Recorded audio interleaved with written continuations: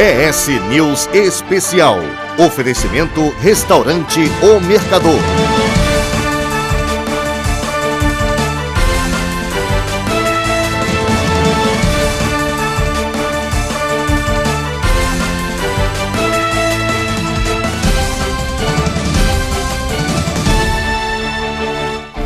O ES News Especial está no ar. No programa de hoje, Paulo Artung encerra a rodada de entrevistas com candidatos ao governo do estado. Agora no ES News Especial.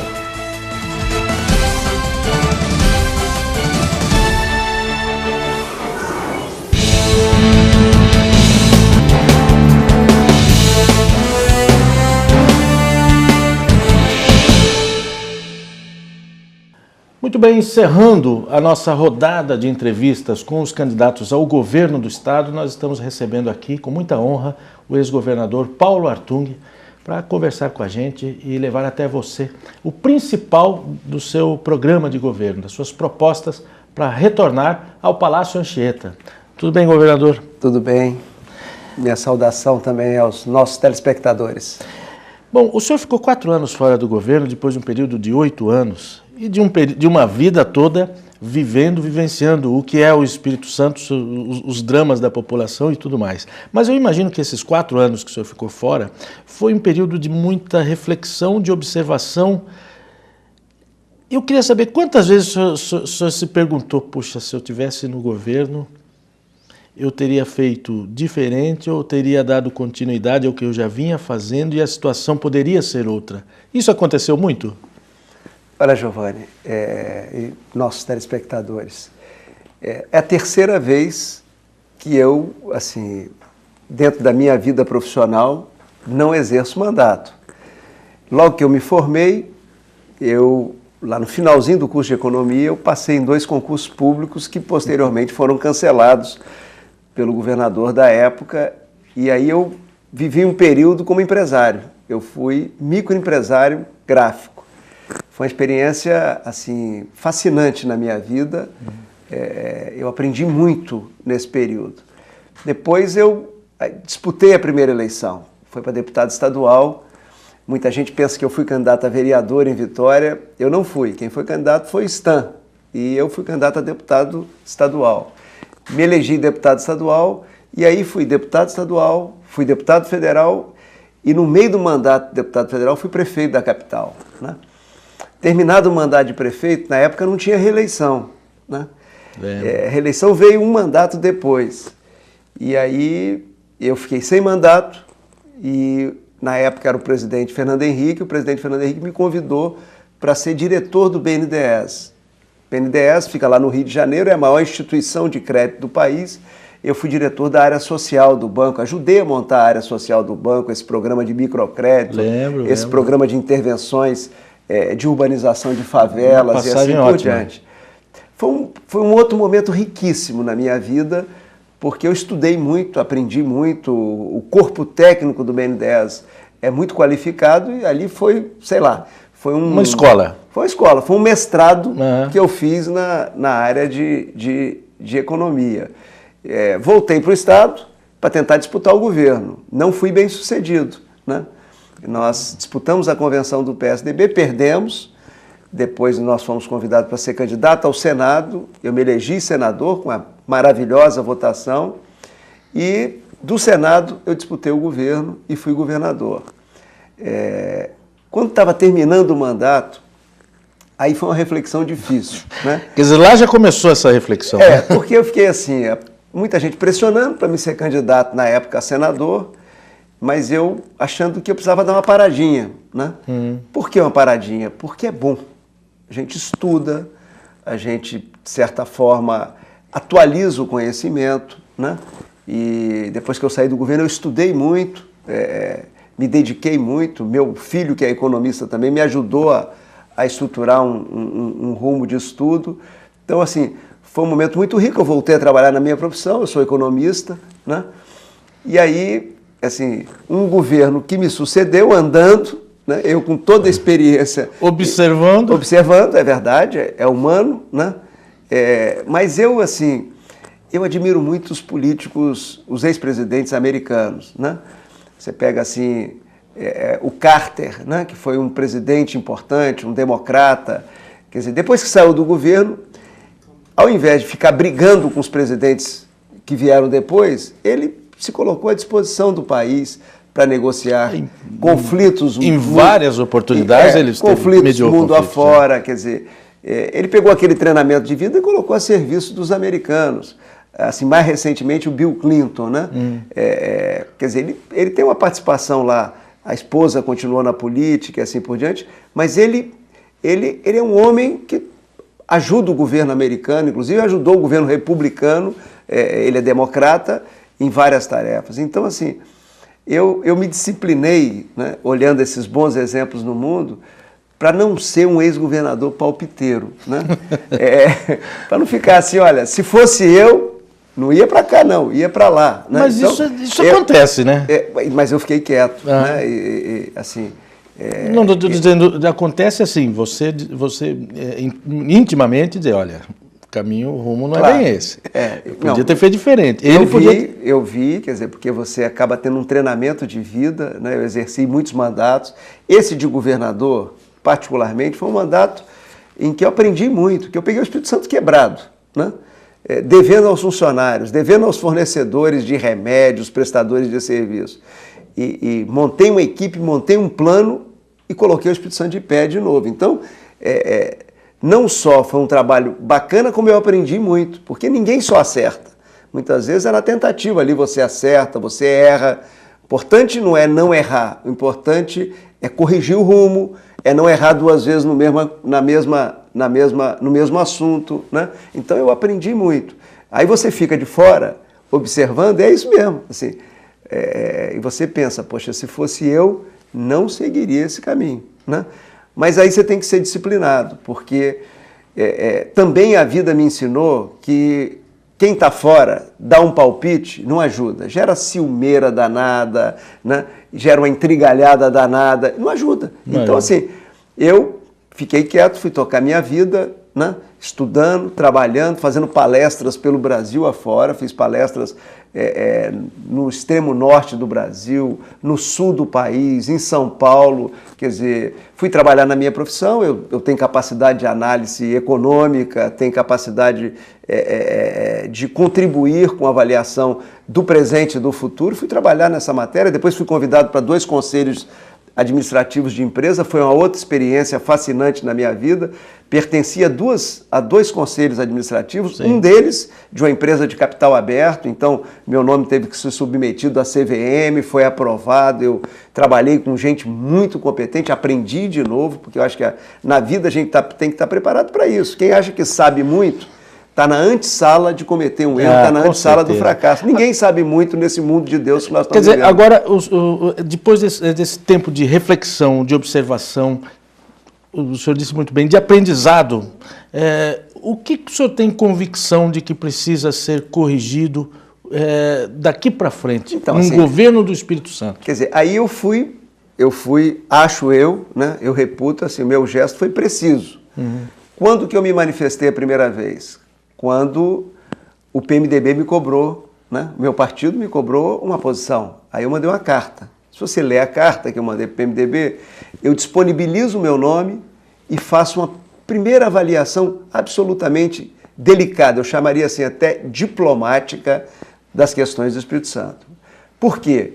Porque eu só deveria falar se o partido resolvesse que eu seria candidato ao governo. Eu só falei, você vai se lembrar, lembro, no dia da convenção, todo mundo queria que eu falasse no início da convenção, eu falei, não, gato escaldado tem medo de água fria. Como eu já tinha perdido uma convenção lá atrás, né, em circunstâncias que os capixabas conhecem... Eu estava lá, governador, fui testemunha. Eu falei, não, vamos fazer a convenção, deixa votar, deixa apurar os votos. Se a convenção aprovar meu nome, aí sim, aí eu vou falar aos capixabas o que eu penso, né? Eu vou falar aos capixabas por que o Espírito Santo pode mais, por que o Espírito Santo devagarzinho está saindo daquela trilha que nós deixamos, daquele rumo que nós deixamos. Eu vou dizer aos capixabas por que o Espírito Santo perdeu velocidade, né? Perdeu velocidade de crescimento, né?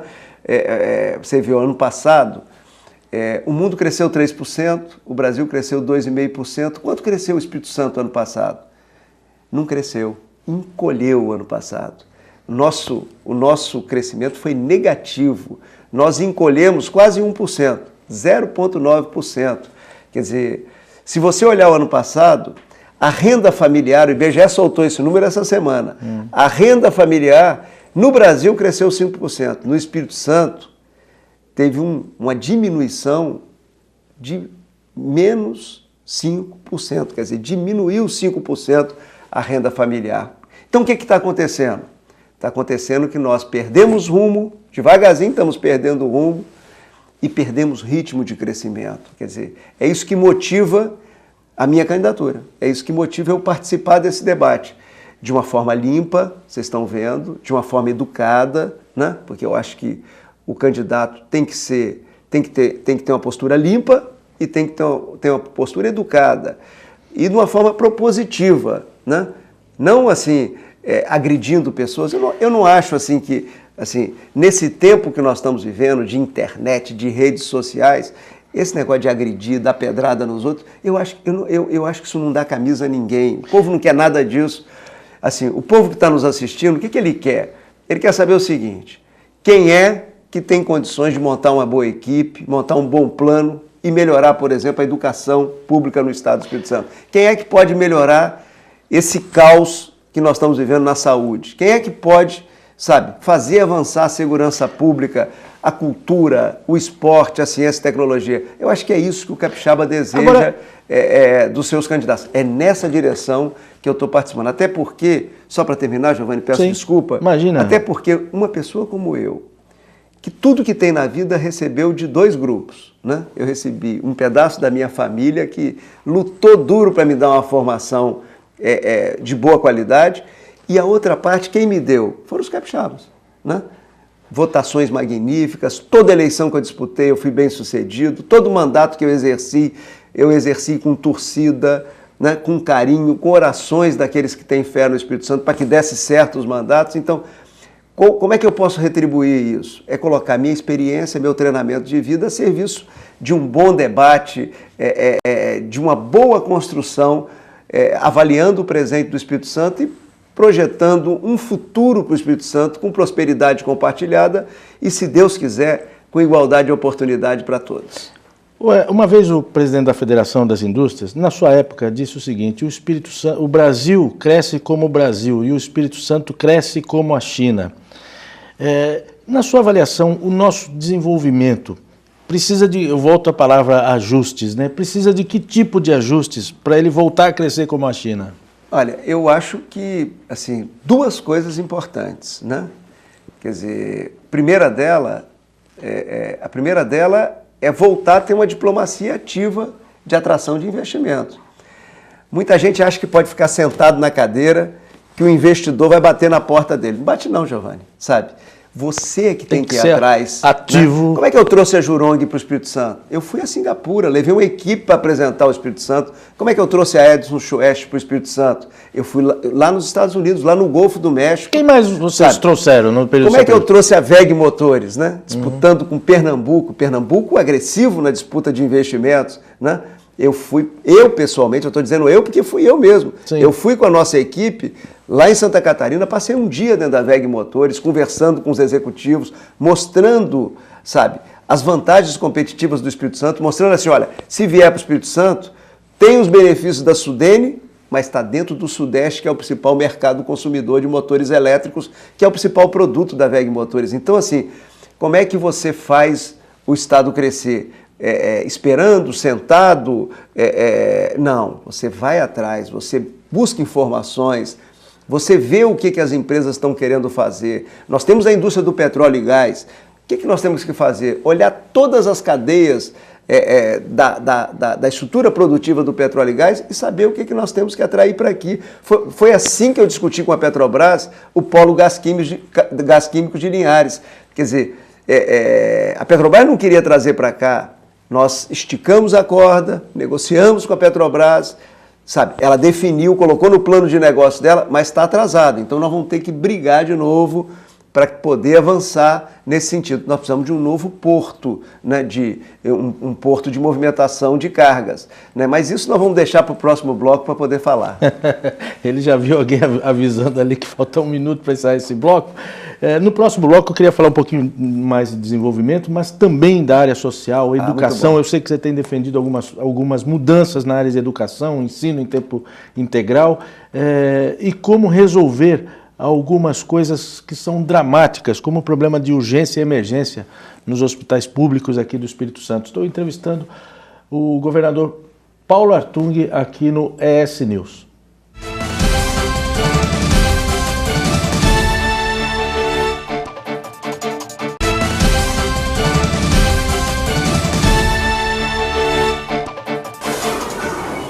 Muito bem, voltamos. Eu estou entrevistando o governador Paulo Artung.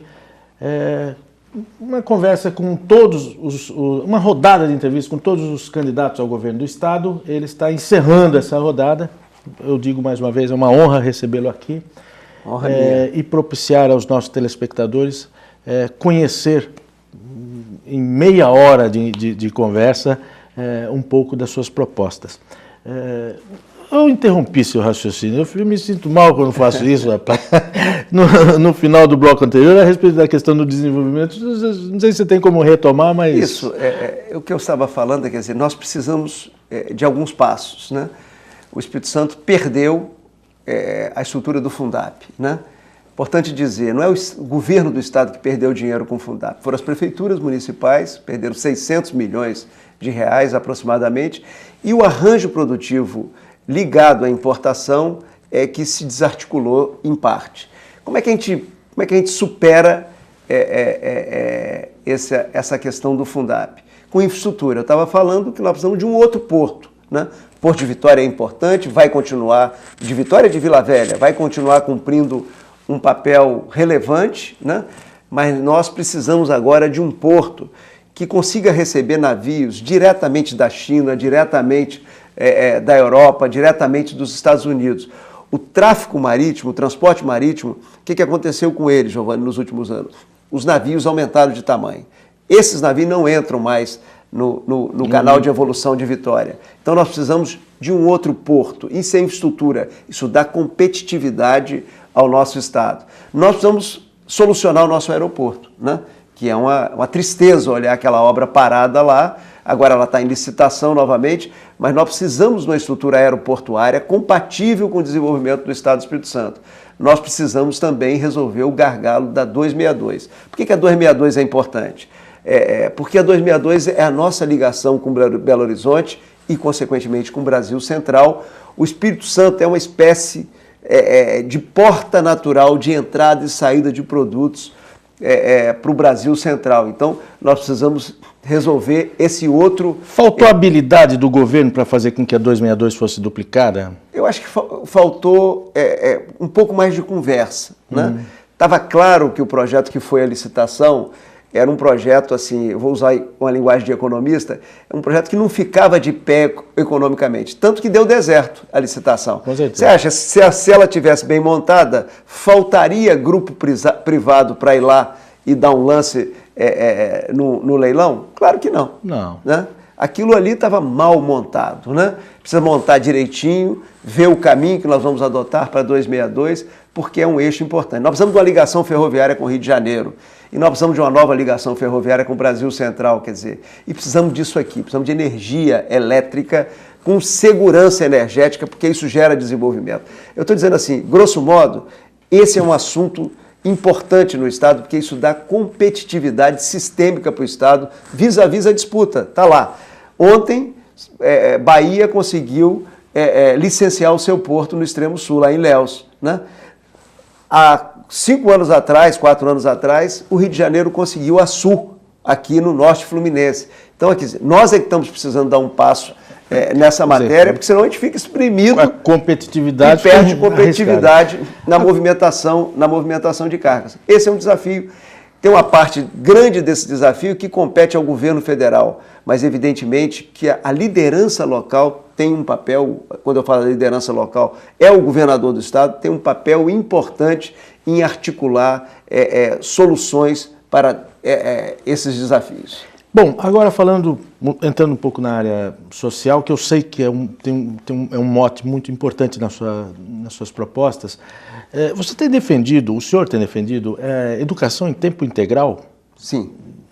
Olha, como é que é isso e qual o tamanho da abrangência? Porque isso não dá para começar da noite para o dia oferecendo educação em tempo integral em todas as escolas, né? É uma coisa gradativa, né? Então, assim, primeiro, Giovanni, é dizer o seguinte: a maior prioridade do nosso país é melhorar o ensino básico, né?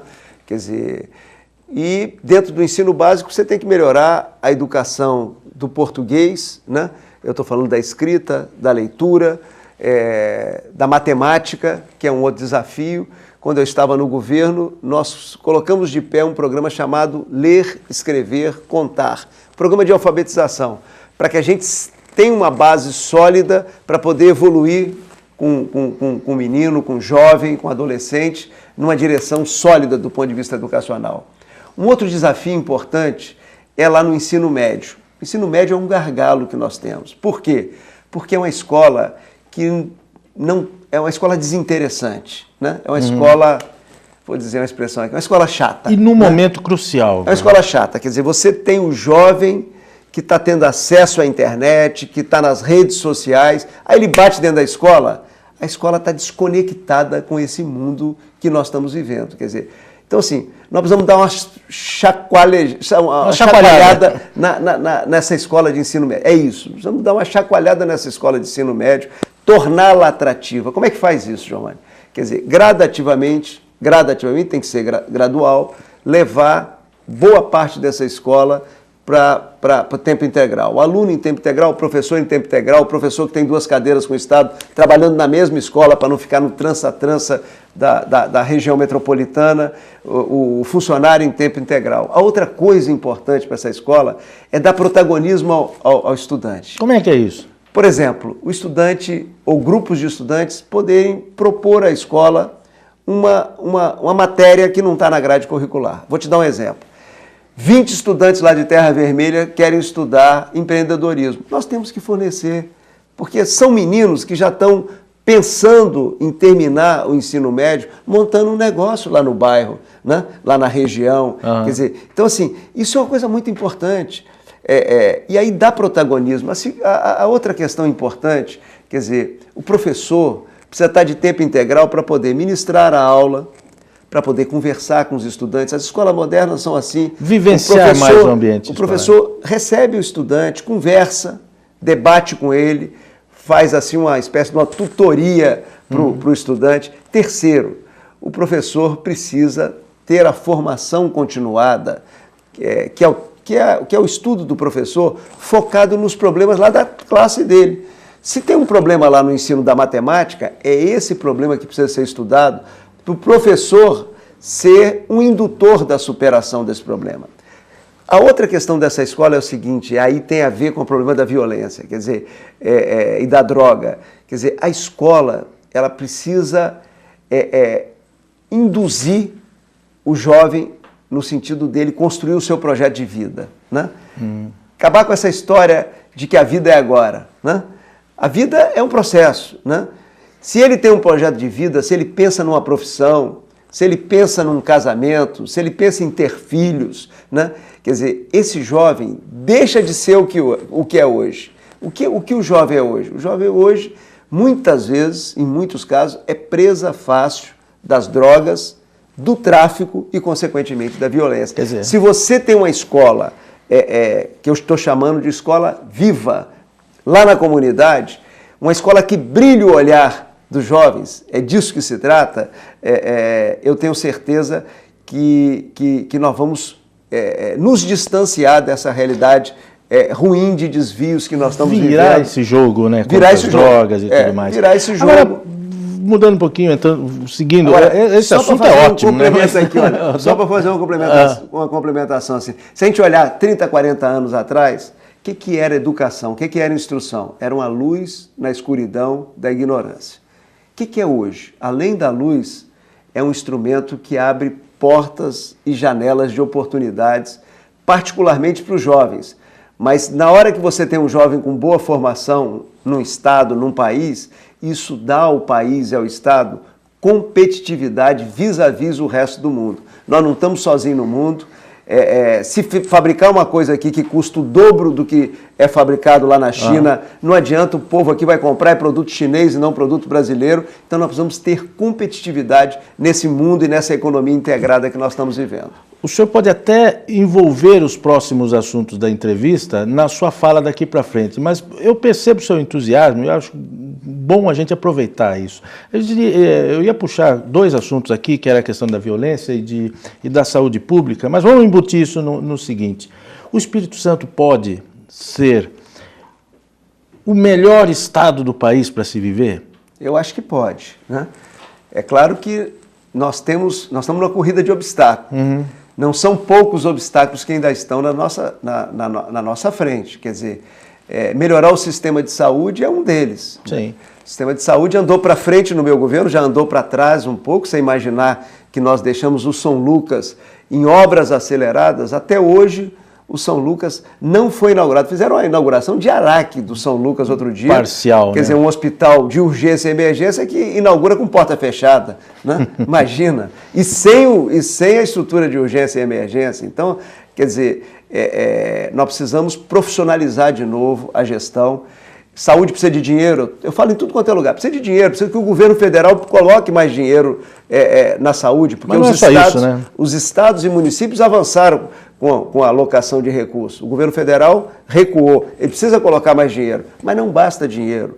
Mais do que dinheiro, nós precisamos melhorar a gestão da saúde, né? Está aí o Hospital Central, com um novo modelo de gestão, funcionando com outro padrão. Está o Hospital Jaime, que ainda está num processo de adaptação, mas com outro modelo de gestão, já dando resultados importantes. Então nós precisamos mudar a gestão na saúde, nós precisamos profissionalizar, precisa parar de colocar cabo eleitoral, né, que não tem formação para uma determinada função, ocupando cargos importantes da máquina pública, da área de saúde pública. Então esse é o desafio que eu vejo.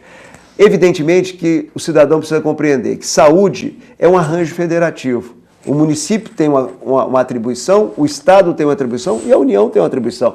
E isso precisa funcionar. Os 3 níveis de governo precisam funcionar. Quando um falha, ele costuma desorganizar os 3 níveis de uma vez só. Então tem muita coisa para a gente fazer. Quer dizer, quando a gente entra na questão da violência, o que eu estou defendendo? Que a gente evolua em tudo que nós fizemos. Montamos uma Secretaria de Segurança que não existia, montamos mapa do crime, disque denúncia, pesquisa de vitimização, a área científica da Polícia Civil, o laboratório de DNA. Avançamos, criamos espaços físicos, aumentamos os nossos efetivos. Tudo isso nós precisamos continuar fazendo. O que nós precisamos fazer mais? Né? Para a gente ser muito direto aqui, nós precisamos fazer ocupação social dos territórios violentos. O que é isso? É levar microcrédito, é levar treinamento profissional, é levar os programas de cultura. Isso é diferente do Estado presente que está aí? Então, é o que não está sendo feito. É levar esporte, é levar cultura e levar o quê? Levar uma escola diferenciada. Volto à escola viva. Porque talvez das ferramentas que nós precisamos levar para uma ocupação social desses territórios, a mais importante é uma educação diferenciada, que brilhe o olhar dos jovens. Só termina esse ponto, Giovanni, com a questão. Educação, eu faço essa observação, não é só uma boa escola. Não são só bons professores. Nós precisamos, para ter uma educação sólida, nós precisamos da família, nós precisamos de pai e mãe contribuindo na formação dos seus filhos. Quando a família não funciona, fica difícil para o professor e para a escola dar conta. Nós temos mais ou menos uns 2 minutos para encerrar essa conversa e eu gostaria que o senhor se dirigisse ao eleitor, ao cidadão, ao contribuinte, às pessoas que estão acompanhando, para uma mensagem final, uma conclusão e pedir o voto, né? O seu número mesmo é qual? 15. 15. Fica à vontade. Você pode abraçar o 15 e abraçar o Paulo. Aliás, o senhor adotou esse termo abraço, isso é algo que deve estar dando algum efeito nas ruas, né? Mas com porque certeza. A minha candidatura abraça o Espírito Santo, né? Mas olha, eu queria me dirigir aos telespectadores, primeiro agradecer essa oportunidade, uma boa oportunidade da gente de uma forma educada, né? De uma forma clara, propositiva, expor aí um conjunto de ideias, projetos, propostas para o Estado do Espírito Santo. Segundo é dizer a todos os telespectadores da minha alegria pessoal. Eu tô muito alegre, estou muito feliz de estar participando desse processo, né? Estou tomando aí umas caneladas, umas pedradas, mas não vou revidar nada disso. Pedra que está sendo jogada na minha direção, eu vou guardar. Se os capixabas desejarem que eu seja governador, eu vou pegar essas pedras e construir alguma coisa de bom para os capixabas, particularmente para as famílias pobres das terras capixabas. É nessa direção que eu vou continuar, propondo, mostrando que dá para fazer muito melhor do que está sendo feito, dá para ter uma equipe muito mais bem montada do que tem, um planejamento, uma execução muito melhor. E é no campo das ideias, dessas propostas, que eu me dirijo aos telespectadores, né? Evidentemente extensivos também à Rede TV, os seus profissionais, né? Para pedir o voto, para pedir o apoio, né? Aqueles que puderem participar da campanha, me ajudando na campanha, pedindo voto a um amigo, a um vizinho, eu agradeço muito e estou pronto para retribuir, né? Da forma que sempre retribuí, né? Como é que retribui? Trabalhando muito, se dedicando muito, ralando, né? Como falam os jovens, né? Para fazer um bom governo, né? E se Deus quiser, e com a proteção de Deus, nós vamos lutar muito para fazer um governo ainda melhor do que nós conseguimos fazer no passado. Quer dizer, o governo que nós fizemos no passado, eu tenho muito orgulho dele, tiramos o Espírito Santo do buraco, reorganizamos o Espírito Santo, demos um salto no Espírito Santo, ainda preparamos para ele dar outro salto que infelizmente não aconteceu. Mas se voltarmos para o governo, essa é minha energia. Minha energia é me dedicar muito, montar uma boa equipe e trabalhar para fazer ainda muito mais pelos capixabas que têm direito e merecem. Muito obrigado. Agradecemos, foi uma honra recebê-lo aqui e propiciar a você que receba essas informações durante essa meia hora de conversa com Paulo Artung. Muito obrigado. Obrigado, Giovanni. Obrigado, telespectadores. Valeu, gente. Vocês que acompanharam essa rodada de entrevistas com os candidatos ao governo do Estado, essa rodada encerra-se aqui. Semana que vem teremos uma cobertura completa do que vem por aí nas eleições 2014.